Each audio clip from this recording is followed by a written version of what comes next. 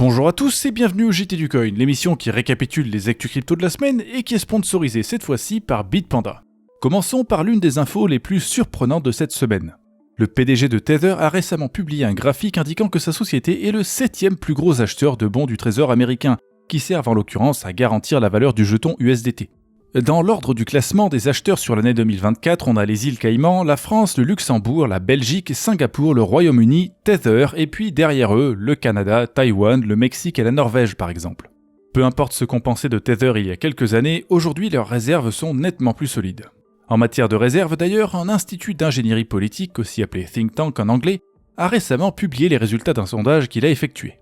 Data for Progress, qui est situé à gauche et fermement ancré dans le camp de Joe Biden, a interrogé le petit nombre de 1169 Américains pour leur demander leur avis sur le financement de diverses choses par l'État fédéral américain, y compris la fameuse réserve stratégique crypto. D'après eux, le résultat est sans appel, la majorité des votants s'oppose à une réserve stratégique en crypto. Et comme tous les propagandistes qui s'auto-qualifient de penseurs, ils n'ont pas raté cette occasion pour glisser dans leur sondage des biais grotesques qui invalident en grande partie le résultat. Notamment, si on regarde l'échantillon de population sélectionné, on peut constater qu'il y a un tiers de moins de 45 ans et 2 tiers de plus de 45 ans. Or, les plus de 45 ans affichent un rejet marqué pour la crypto qu'ils ne comprennent pas et que très peu apprécient vraiment. De l'autre côté, les moins de 45 ans sont beaucoup plus partagés avec une quasi-égalité de pour et de contre en faveur du pour. Maintenant, qu'est-ce qu'on va voir quand on regarde la pyramide des âges aux États-Unis ? Les chiffres sont presque inversés, il y a 60% de moins de 45 ans et 40% de plus de 45 ans. Ce qui veut dire que si le sondage était vraiment représentatif de la population américaine, ne serait-ce qu'au niveau des âges, on aurait un total de 38% en faveur de la réserve crypto-stratégique et 48% de contre. Ce qui veut dire qu'il y aurait un écart de seulement 10 points et qu'avec cette petite manipulation pas très discrète, ils ont presque multiplié par 2 la valeur nette de l'opposition qui s'élève à 17 points dans leur tableau. Donc même si la crypto a encore beaucoup de chemin à faire dans l'esprit du public, l'approbation des États-Uniens n'est pas aussi loin que Data for Progress le prétend. Et c'est une réalité dont les investisseurs institutionnels sont déjà au courant. D'après un rapport publié par Coinbase qui a interrogé 350 sociétés, 85% des répondants ont augmenté la quantité de cryptoactifs qu'ils détiennent en 2024, et une majorité similaire indique qu'ils continueront à le faire. 59% prévoient d'allouer plus de 5% de leurs actifs sous gestion à la crypto. 73% détiennent des cryptos autres que Bitcoin et Ethereum. Tous ces chiffres et bien d'autres encore se trouvent dans le rapport Coinbase dont le lien est dans la description de la vidéo. Mais avant de passer à la suite, je vais en profiter pour vous parler des dernières nouveautés chez Bitpanda. Car comme l'indique aussi le rapport Coinbase, 24% des institutionnels utilisent la finance décentralisée et ce total devrait apparemment monter jusqu'à 75% dans les 2 prochaines années. En d'autres mots, le Web3 dont la DeFi fait partie attire beaucoup les investisseurs et c'est pour cette raison que notre sponsor du jour est en train de faire tout le nécessaire pour intégrer le Web3 à sa plateforme. Cette année, les utilisateurs Bitpanda vont pouvoir bénéficier d'une intégration de diverses applications de finance décentralisée au portefeuille Bitpanda, ainsi qu'un launchpad de projets Web3. Alors, si vous avez besoin d'un accès simplifié aux nouvelles technologies, gardez un œil sur Bitpanda pendant les mois à venir. Et maintenant, changeons de continent pour partir vers l'Asie et plus spécifiquement la Corée. Car il y a quelques jours, lors d'un entretien à l'Assemblée nationale locale, la Banque centrale de la Corée du Sud a indiqué qu'elle n'avait ni discuté ni examiné l'inclusion possible de Bitcoin dans les réserves de change. Ceci parce que la volatilité du Bitcoin reste trop élevée pour eux et que de toute façon, il ne correspond pas aux critères de liquidité, de capitalisation et de notation fixés par le FMI. Rien de très surprenant pour un pays doté d'un des systèmes de contrôle des capitaux les plus draconiens au monde qui sera rendu en grande partie inefficace le jour où les crypto-monnaies seront intégrées à son économie.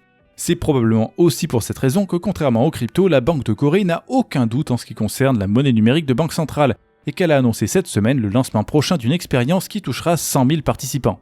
Le projet Hangang, qui porte le nom de la rivière la plus importante de leur pays, sera lancé en avril et permettra aux clients de 7 banques différentes de convertir simultanément jusqu'à 1 million de won, c'est-à-dire à peu près 630 €, en monnaie numérique de banque centrale.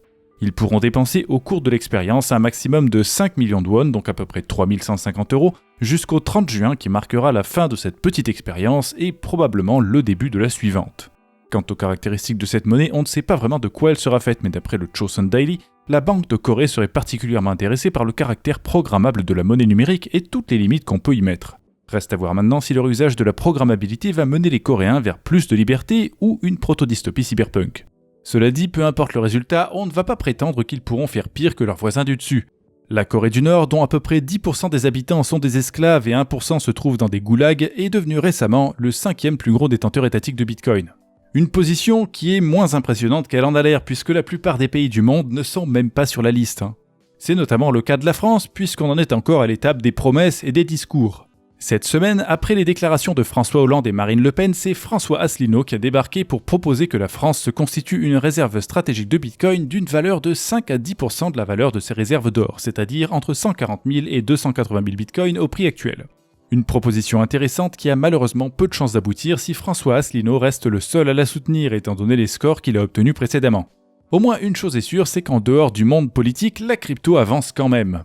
D'après un sondage de BFM Business et Vistaprint, au sein du millier de patrons de TPE-PME interrogés, 100% connaissaient la crypto et 39% y ont déjà investi. Les pourcentages augmentent d'année en année et même si l'échantillon de personnes interrogées est assez petit, c'est plutôt bon signe d'avoir eu 100% quelque part. En outre, 41% sont convaincus du potentiel de la technologie, même si pour l'instant, seulement 12% ont déjà utilisé les cryptos pour envoyer ou recevoir des paiements professionnels. Après tout, c'est tout à fait compréhensible étant donné la réglementation fiscale française qui est extrêmement incommode, pour ne pas dire complètement idiote. Et puis en France, il n'y a pas que les sondages qui sont positifs, il y a aussi des progrès concrets. À Toulouse, la société Tisséo, qui gère les transports en commun de la ville, a permis dès lundi à ses clients de payer leur trajet en crypto à travers l'application mobile. Parmi les options de paiement, on trouve Binance qui est mis en évidence, mais aussi, pour une raison qui m'échappe, deux options qui sont complètement cachées dans un autre menu. Leasy, qui est un service centralisé français, ainsi qu'à peu près n'importe quel portefeuille autogéré que vous pourriez utiliser. Le seul problème, c'est que quand on essaie de sélectionner un portefeuille, apparemment, l'application Tisséo a du mal à transmettre la demande vers le portefeuille. Donc ça ne marche pas. Mais l'option est là, alors peut-être qu'ils vont réparer ça dans quelques jours. En tout cas, il est presque temps de se quitter, donc on va terminer avec une dernière actualité qui concerne la France et qui, malheureusement, n'est pas positive. Dimanche dernier, dans un entretien accordé à La Tribune, le gouverneur de la Banque de France, François Villeroy de Galhau, s'est permis de dire que les États-Unis risquaient de pécher par négligence en encourageant les cryptoactifs et la finance non bancaire. D'après lui, les crises prennent souvent naissance aux États-Unis et se propagent au reste du monde.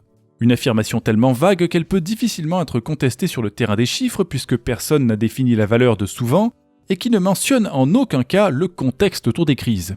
Parce que si une certaine partie des crises a commencé aux États-Unis, c'est pas seulement à cause d'un état d'esprit américain qui consiste à prendre plus de risques que les vieux croutons de la Banque de France. C'est peut-être aussi parce qu'ils représentent à eux tout seuls une part non négligeable de l'économie mondiale et que dès 1870, ils ont dépassé la France. Évidemment que les problèmes affectant le pays qui représente à lui tout seul 35% de l'économie planétaire vont se répandre à tous les autres. Quelques décennies avant, à l'époque où c'était l'Angleterre, la France et l'Allemagne qui dominaient, c'était de là que partaient les crises mondiales. C'est tellement idiot qu'avec cet argument, on peut aussi bien dire que l'État le plus financièrement responsable au monde, c'est l'île de Tuvalu, parce qu'ils n'ont jamais provoqué de crise financière mondiale avec leur petit PIB de 60 millions de dollars. La vérité, c'est que le risque de négligence le plus important aujourd'hui, c'est celui qu'on prend quand on refuse de toucher à la crypto, alors que c'est une technologie qui ne peut que se perfectionner et se démocratiser. Ne rien faire, c'est prendre le risque que tous les autres nous passent devant parce qu'ils ont osé faire quelque chose, pendant qu'on coule lentement dans le marécage de l'endettement en se pissant dessus à l'idée de parier sur le futur. Et ça, monsieur le gouverneur de la Banque de France n'a pas l'air de l'avoir compris. En même temps, ça doit être vachement plus difficile de sentir le fond du marécage approcher quand on a un salaire annuel de 280 000 €.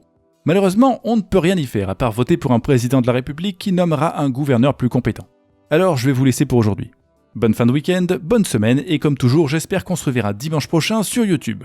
À bientôt.